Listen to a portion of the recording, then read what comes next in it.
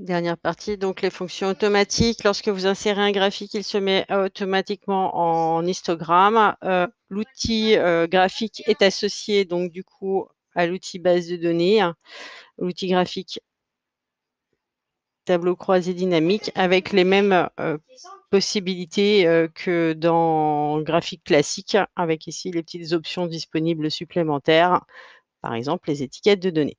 C'est le même outil qui arrive que l'outil graphique a cette simple particularité que vous pouvez ici effectuer des filtres supplémentaires. Donc, par exemple, je ne veux pas les secrétaires et ça se met directement dans le graphique ainsi que dans le tableau.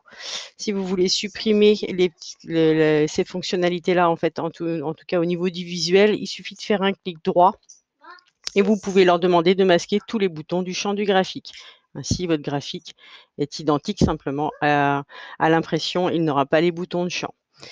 Dernière partie, l'utilisation dans l'insertion du tableau croisé dynamique avec le point d'interrogation. Donc là, c'est des suggestions qui vous sont données de tableaux croisés dynamiques qui sont existants, qu'il a pu réaliser tout seul.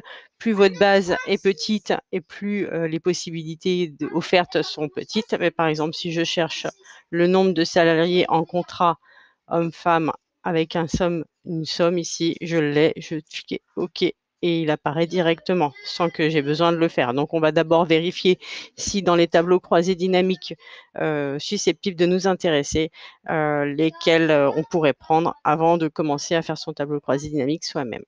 Voilà pour la dernière fonction de tableau croisé dynamique.